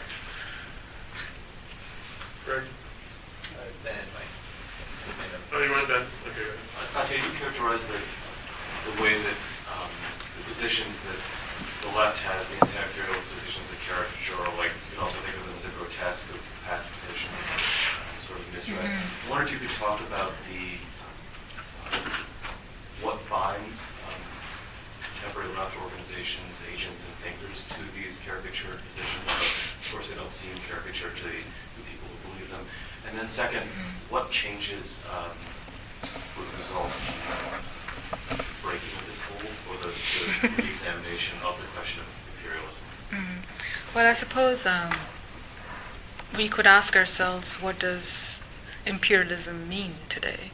And one of the things that I was saying in my presentation was that because the left continues to harp on that without really reflecting on what it means, it's so out of context that the term itself has been rendered ahistorical, that it had a different meaning and a different understanding in the 19th century and in the 20th century with Lenin-Roy debate, and in the 30s and 40s it was understood differently.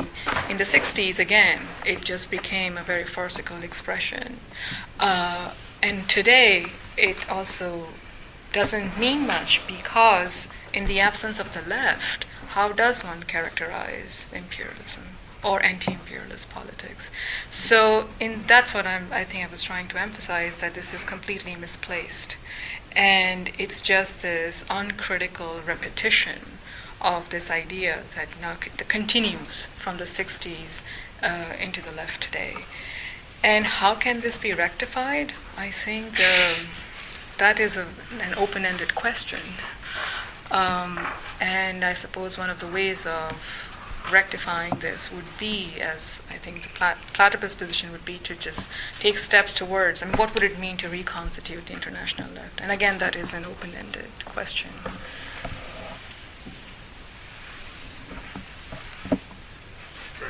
In kind of imperialism, you stressed that for Lenin, imperialism was a symptom of the strength of the working class movement. And in fact, it's therefore no coincidence that the pamphlet is not only a treatise on economic developments, but also a political tract attempting to break a section of the working class away from the leadership of Kautsky and the Socialist International. But it seems as though that puts us in a dilemma. If we accept, in some sense, the victory of working class movements causes, or in an indirect way, imperialism and expansionist, militaristic policies, although that's certainly not the case in the present, it does make one see the aspect of truth behind Mao and the Maoists writing off the working class in metropolitan countries that have been bought off, so forth, and therefore trying to locate their strategies for political opposition in the periphery, and precisely those people who were being oppressed by these conditions. To what extent can we rescue the necessity of a specific working class politics and not slide into just writing off the working class to court?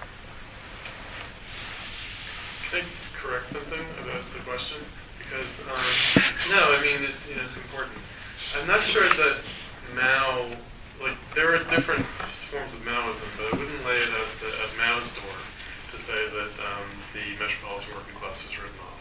It's a little bit more complicated history than that. It really goes back to the estimation, like there was post-1923, when Stalin was like, well, look, we would love there to be a German revolution, but it's just not going to happen, right? Which involves a strategic reorientation. And it's a strategic reorientation in the international communist movement that someone like Mao inherits. But to his credit, right, Mao, said it would be great if there's revolutionary communism in the United States, and I'm not going to really advise them on which way to go because I'm not familiar enough with American conditions, but go for it. Right? In other words, it wasn't like, oh, there's not going to be... I mean, there are currents in Maoism that are... I was referring to those currents. Right, that are like, the white American, like KKK American, like American, right, with 3 Ks, the Maoist International Movement, MIM notes. They're still kicking around someplace, some splinter group. And other people like that who say that, and also more genteel versions of this, like Emanuel Wallerstein, right? The idea that capitalism in the metropole is the product of the exploitation of the periphery, the exploitation of the colonial world, and therefore, in a sense, the workers in the metropole are themselves exploiters rather than exploited, right? There is that sort of position, but it really goes all the way back, and this is where, in a sense, Sunit and Atiya's presentations were focusing, onto a kind of a more subtle slide, right, in perspective, right? And I think the phrase that Atiya raised was Stalinism understood as the organizer of defeat. Now, I think that a kind of caricature of the Trotskyist position that most people have on Trotskyism is that Trotsky thought that, it was Stalin's, kind of lust for power, the figure of Stalin. Yeah, himself. Stalin as some kind of like intriguer, and of course there was intrigue, right? That, in a sense, Trotsky was an intriguer. Yeah, they're all intriguers, right? And basically, the idea is something like this: Stalinism caused the defeat, right? Because of course the rhetoric of Trotsky is to sort of, lay the responsibility for the accumulation of defeats in the 20s and 30s on the Stalinization of the international communist movement. But it would be a mistake to take that rhetoric at face value. The analysis was something much more kind of important, which is, in the face of the defeat of the revolutions of 1917 to 1919 to issue into global socialism, what effects did that have on the communist movement? What effects did that have on Marxism? So to say that Stalinism is the great organizer of defeats is to say that it's adapting to defeats. It's feeding into defeats, but it's not causing the defeats. It's itself a symptom of. It's itself the symptom of defeat. And so it's raising Stalinism as an object of critique. It's not just battling Stalinism, right? And so it's really poor, and it's unfortunate that most currents of Trotskyism, like the ISO, right, basically understand themselves as anti-Stalinist. In other words, what is Trotskyism? Trotskyism is anti-Stalinist. No, Trotskyism is the attempt to levy a Marxist critique and a Marxist political opposition to Stalinism, which is a very different thing than just being anti-Stalinist or something. But anyway. And so, I think that like, writing off, like, the working class in the West, that's a nice piece of rhetoric in a way, but it's not really an analytic. Rather, it's the strategic, like, in other words, if the working class in the West is not revolting, what do you do with these seething peasant and working class masses in the colonial world? Like, what is there an orientation towards that? How can that play out?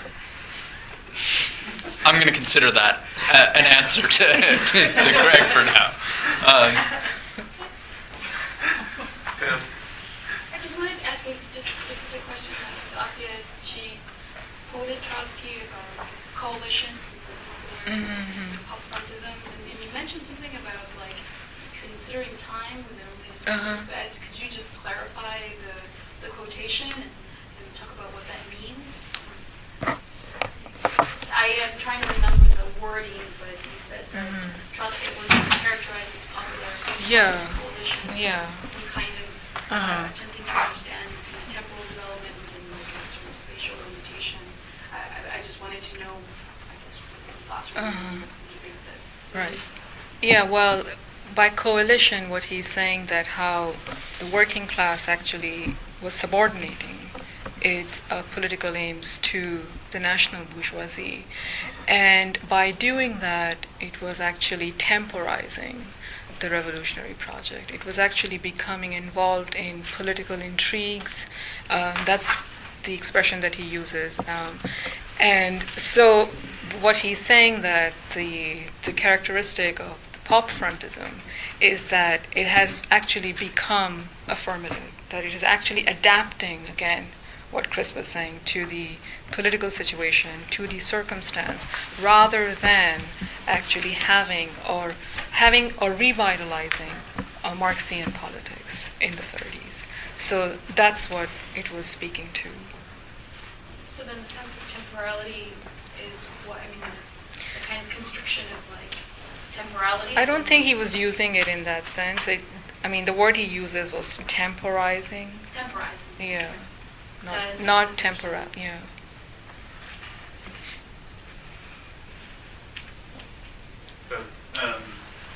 I was wondering if I could ask panelists and perhaps Chris as well to kind of reflect on how this moment in this discussion on imperialism, if it's in any way significantly different than it was when we had the first panel of Platypus several years ago now already. Is there a political change? Is the climate different? One thing that I was just noticing is that obviously all three of your presentations were historically focused, whereas when we had the first panel, it was much more about engaging the contemporary left and their sense of what imperialism was and its significance in the left politics of our moment. So I'm wondering if that's somehow a reflection of a political shift, the presence of Obama, what have you. So I'll kind of ask all four of you actually. Well, I'd start. I think that the shift is that there's less of the left to engage. That the question. It's not just that the question of imperialism has been set off the table to a certain degree.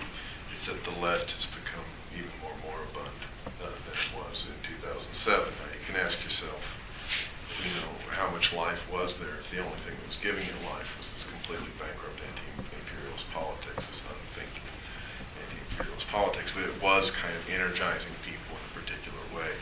And now I think that it's very hard to know what panel Platypus could have that would get all of the people who may have come to a panel in 2007.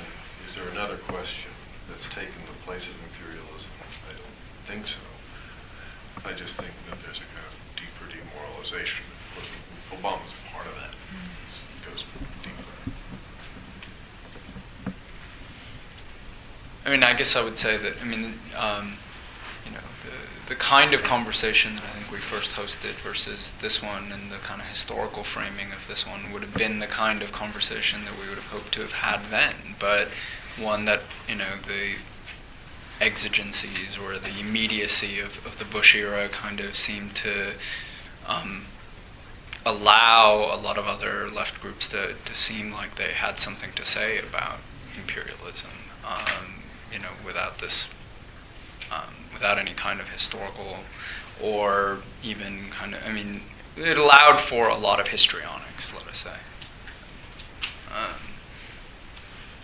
Where maybe now, the Obama era does allow for a more sober reflection on what that means. We all went to anti-war protests, Mm-hmm. all of us. Yeah. And, there are no anti-war protests to go to now. Right. That's a big difference. Mm-hmm. I have sort of a random question about this question of India, since it seemed to be a big theme here. In the period of time that you were talking about in the 30s and so forth, India was not really a monolithic country. It was a colony, but there were lots of different parts to India. And I thought that there were some sections where the communists had a little more independence sort of from the Comintern type activities you described. And so I thought there may be some development of the communist movement there that was a little different. And I was wondering if, since you all seem to know something about this, if you could share any insights from that. And then secondly, I'm very interested in the current state of India in the world and how it might become tied into this question of imperialism today, since the Indian community in my neighborhood is buying my hospital where I work. So I have a historical question, but I'm also kind of wondering how you see India in this, since you all seem to have read a lot about this. Kerala has always seemed like sort of an interesting place, but I don't know very much about it. But it seemed like not everybody went along with Nehru right away in forming Go ahead. Go ahead.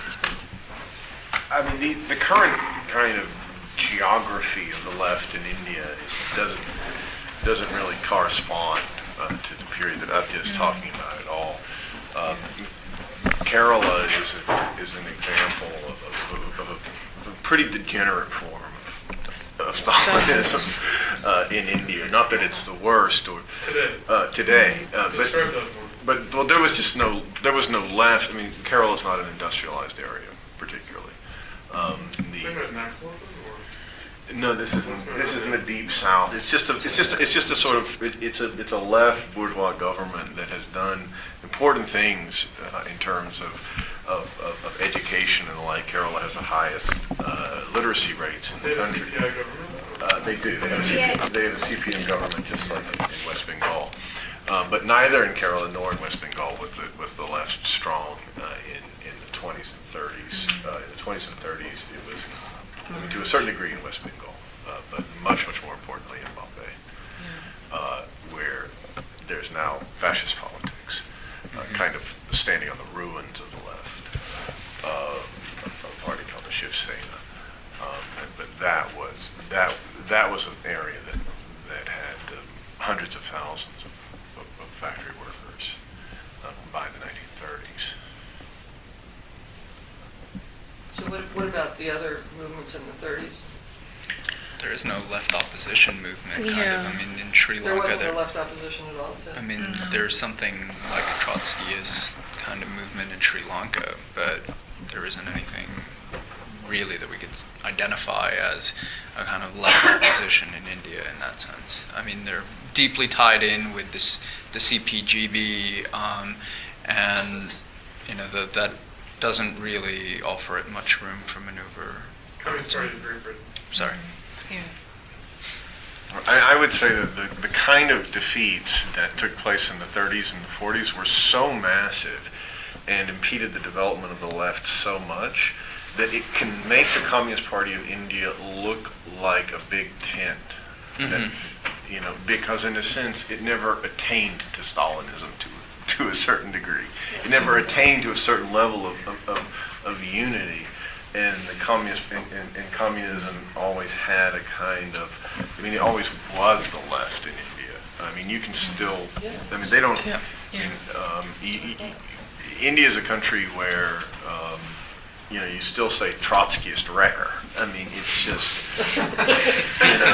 it's a country, you can still buy the books, you can still buy the old Stalin books against Trotskyism. And the people who have heard of anything else have it as like photocopies of photocopies of photocopies that they keep on their most precious shelf, right? Books from the Western left, books from Trotskyism, right? India was a real clearinghouse of a pretty degenerate form of Stalinism in English all through the 60s, 70s, and 80s. Chris, I want to go back to the question of what imperialism would mean today. And in the last Platypus review, this interview with Ian Morrison, what was his name? Leo Hanich. He was talking about how, what we would consider imperialism today, in the way in which you guys were talking about in the 18th, 19th, or the 20th centuries, is completely unscientific, but he said it was okay to him to use it rhetorically. So I was wondering, maybe that's like the way in which we could perceive the current left today, is using the word imperialism as a rhetoric. So I was wondering if that actually muddies the water more, or if it's actually a good rhetorical device to go by, and if it isn't, how would we really describe these occupations going on in the Middle East via the United States and Britain, etc. Go ahead. Well, Chris, I think you have your answer in the formulation of your question. It certainly muddies the water because, what it renders opaque is the question of anti-capitalism, right? There is, and all I was saying was that at the start of the 20th century, that there was a commitment to kind of thinking out what the relationship between anti-imperialism and anti-capitalism was. And that it's to make a kind of 101 point, right? That connection can't be assumed as existing in the conjuncture, in the present historical moment. And using a certain kind of rhetoric of anti-imperialism without a commitment to kind of thinking out what the connection between the left, the question of emancipation, national self-determination, and anti-capitalism is. Without thinking out that constellation of questions, there can't be there can't be an anti-imperialist politics in the absence of a left. Is the kind of short answer that I would give, but that may be too, not satisfactory. It reproduces a lot of the worst habits of the left. To the extent that it's sometimes suggested that that imperialism is about exporting capitalism, and that's to be opposed. It's a bad politics wrapped in a lie, in the sense that there is already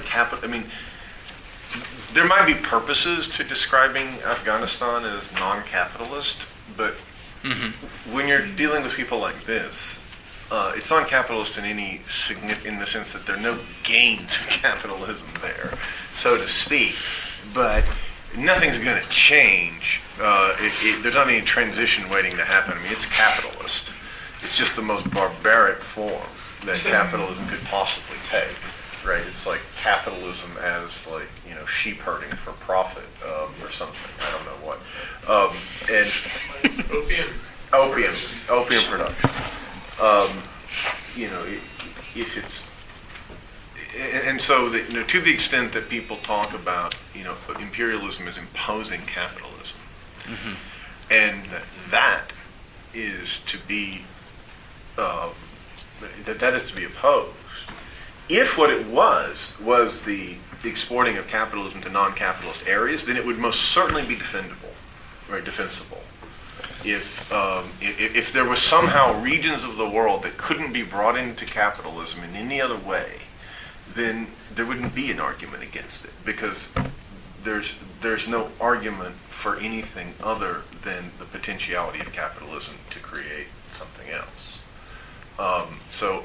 That, I think, it's really wretched. There's a really kind of wretched anti-modernism, or worse, embedded in some anti-imperialist politics. It's also, inflation of anti-capitalism and anti-imperialism, like in our time, just reflecting on kinds of critiques of the Iraq invasion and occupation, leaving Afghanistan aside for a second. Right, the idea was something like this. The neocons are advancing a neoliberal agenda against a developmental state, Saddam Hussein, Ba'athist Iraq, and that was opposed. Now, it's at least worth considering that, the developmental state project in the Middle East and the Arab world had long since been dead and failed, whether in the form of Nasserism in Egypt or Baathism in places like Syria and Iraq, that these were no longer developmental states in any meaningful sense. And that, in a sense, bringing neoliberalism to Iraq would be about opening up Iraq from being a bunker state, from being a totalitarian state, into some kind of, greater commerce with the outside world, greater, kind of integration with global civil society, this kind of thing. If that was what the U.S. was going to accomplish by invading and occupying Iraq, that would be great, right? In its positive sense of neoliberalism. Of course, that wasn't going to happen either. Like, there is a point to the sort of condemnation of the kind of specious fantasy. of the neocons going into Iraq, bringing democracy to Iraq. What did that mean? It meant bringing the latest phase of capitalism into Iraq, making Iraq more consonant with the neoliberal norms. But the neoliberal norms of our period are not like, okay, you have flexible economy in Iraq, but rather Islamism in Iraq, which is what's happened. In other words, this is where like someone like Zizek would say, look, it's not jihad versus McWorld, right? It's not neoliberalism versus fundamentalism, but rather neoliberalism and fundamentalism share the same historical moment. In other words, fundamentalism is neoliberalism in that part of the world, right?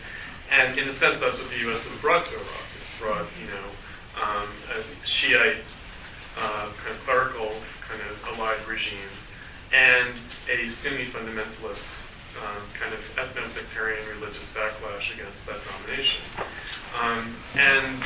So that whole question of, okay, well, what does it mean to say that the U.S. is pro-capitalist, right, in going into Iraq? And, what would it mean to say that the opposition to the U.S. going into Iraq is something like anti-capitalist? Like, in other words, is Ba'athist Iraq anti-capitalist in some way because it's a developmental state and not neoliberal? Right. It creates this strange nostalgia for Baathism and for the developmentalist project, right? And part of opening up that question is to treat that developmentalism itself as a symptom of defeat, right? I mean, and that's certainly muddied by the contemporary language of anti-imperialism. Ryan, and that'll be the last question. Iraq's not so hard, but to kind of act as maybe a medium for the absent bad left, right? How are we characterize, what the United States and Pakistan did to Afghanistan in the 80s, or even something that's less ambiguous like NATO against Yugoslavia in the 90s? Because these are things where I don't think it's not necessarily like it would be obviously false to characterize it as anti-capitalism versus. But people did do that. With Slobodan Milosevic was seen as a target of a neoliberal global order going after, right, a socialist state. In other words, there were leftists who supported Slobodan Milosevic against NATO by saying, look, this is, what Slobodan Milosevic represents is the remnants of socialism in Yugoslavia. And what the Bosnians and the Croats and the Slovenians are just sort of wedge agencies for neoliberalism in the Balkans. Right? There was that argument. There are these people like Michael Parenti. It was a counter-revolution of sorts, and the Croatian state was, Ustasha, yeah. No, but what I'm saying is that the left, like for our purposes, right, characterizing that war, the 90s version, right, as imperialism, right, entails an understanding of the relationship between capitalism and politics, and what is the U.S. an agency for, what is NATO an agency for, and what is the resistance to that based on, right? These things do recapitulate, in fact, very strongly. In other words, the people who were pro-Bosnian intervention tended to be soft on Iraq, tended to be soft on the Afghan intervention, and the people who were adamantly against the NATO intervention in Bosnia have been equally adamant about opposing the Afghan and Iraq invasions, right? So there's some maybe something that's lost sight of is that the left has been fractured successively on the question of anti-imperialism, and that it's taken the form usually of anti-imperialism versus anti-fascism. Right? In other words, people who supported the U.S. going to Bosnia against Slobodan Milosevic did so under anti-fascist, right, ideology, similarly to those who supported the U.S. invasion and intervention to Iraq. Those who opposed it were anti-imperialist, right? And so you've got this kind of, schism on the left reproduced in these instances, which should have been an occasion, but wasn't, for questioning the category of imperialism. Also the category of fascism, right? But the category of imperialism, certainly. There was... it's instructive to see people, who are now defenders of Slobodan Milosevic and Saddam Hussein and the Taliban, who were calling the Soviet Union imperialist, in 1979. I mean, that the U.S. and Afghanistan, it's a kind of no-brainer to oppose, American bankrolling and arming of religious fanatics in Pakistan and Afghanistan in the 1980s. But the really, the scary thing on the left was that people thought that there was such a thing called Afghan national self-determination that needed to be seriously defended against not only the U.S. but against the Soviet Union, which I would necessarily sort of make a blanket endorsement of Soviet invasion, but it's a very peculiar politics, and you can see that there's a kind of a wretched line between those people who would speak in that voice in the late 70s and early 80s, and the politics today. I think I have in mind Tariq Ali. And the most degenerate form that I think this has ever taken is that Tariq Ali now speaks in terms of the Taliban as a Pashtun national movement, which is also dropped from this draft, but is one of the most absurd things that I've ever seen a leftist audience ever cheer or applaud, is an argument to defend something that's never had a historical existence, namely Pashtunistan. I mean, the Pashtuns have such an idea, of course, right? And to conflate a movement that is undoubtedly, reactionary in a political way, and not in a merely nationalist way, and not merely Pashtun, namely the Taliban, which operates in Pakistan and in Kashmir as well as in Afghanistan, and to just dress that up as Pashtun nationalism is deeply, deeply absurd. And it's the kind of endless search Dishonest. It's dishonest, and it's this endless search for some sort of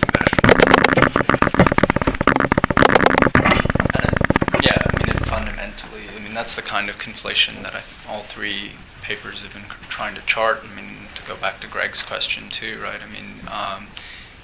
The idea, Lenin's very emphatic in the theses, and I'll just cite him straight out of the pages of that debate, right? He says, to help to overthrow foreign rule in the colonies is not to endorse the nationalist aspirations of the natives, but to open the way to the liberation of the smothered proletariat there. Okay, we'll actually take one more. Sorry. One of the intellectual currents that I sort of witnessed in the American anti-war movement is, I think, a kind of general non-interventionism.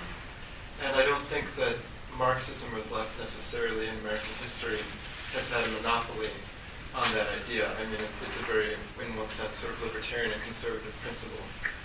So I'm wondering, what is the dialogue between that position and Marxism?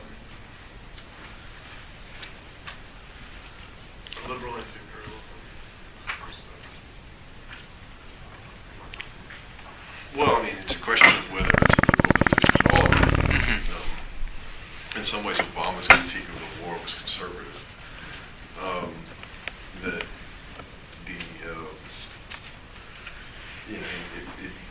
There's nothing, unless you just assume that the anti-war argument is the leftist argument.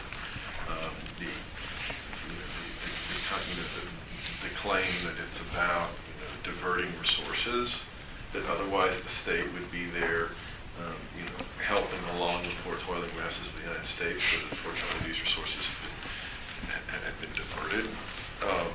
I think that's problematic.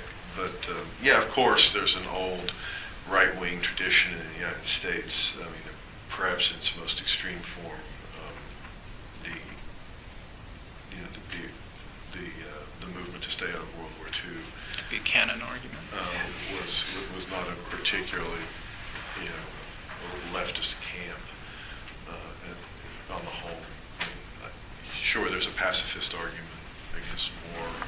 It's not clear to me how politically serious these are. And there was, if I can just say one thing, in the Spanish-American War context, in other words, the advent of American imperialism, or U.S. imperialism more specifically, there was a journalistic widespread opposition, in fact, to that war. And that came out of a kind of deep kind of liberal tradition, and also at sort of disjuncture, meaning public opinion hadn't caught up to the realities of imperialism as a world sort of historic phenomenon in the Marxist sense. But it is, kind of remarkable that, like the U.S. conduct, I think that was raised in the Philippines, like the U.S. conduct in the Philippines in the aftermath of the annexation as a result of the Spanish American War. There was a great deal of muckraking journalism around this, in fact. Like what is the United States becoming by virtue of becoming an imperial power, etc. And really a kind of multivalent kind of critique. In other words, not a resource critique, not an economics critique, which is much degraded, but rather a real contemplation of, America as a project. What does it mean for America as a project to now be administering a colonial possession? Also very poignantly in the 1850s, with the invasion of Mexico, there was essentially a project of expanding a slave empire into Mexico and into the West Indies that was absolutely critical for finally galvanizing the formation of the Republican Party. It divided the military. There were many officers who balked seriously at it, and on the other hand, there were Southerners in the Congress that wanted to conquer Mexico, that wanted to hold on to it, which militarily. All of Mexico as opposed to just half of Mexico. Right. Right. And the soldiers didn't walk through Mexico City. Right. There was a ritual demonstration of American capacity to do that, and so certainly there you had a huge debate about what does this American Republican project amount to in the 1850s, and of course critically bringing to bear the slave question finally. All right, I think that we have to wrap.